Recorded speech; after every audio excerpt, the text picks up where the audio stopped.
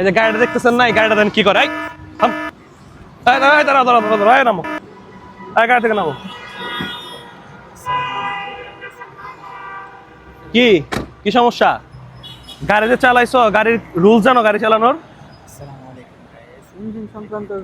ওই রুলস না, Islamic rules জানো গাড়ি চালানোর? এই গাড়ি চালানোর সময় বা কোনো বাহন চালানোর সময় রাসূল সাল্লাল্লাহু আলাইহি ওয়াসাল্লাম একটা দোয়া শিক্ষা দিয়েছে, সেই দোয়াটা তুমি জানো?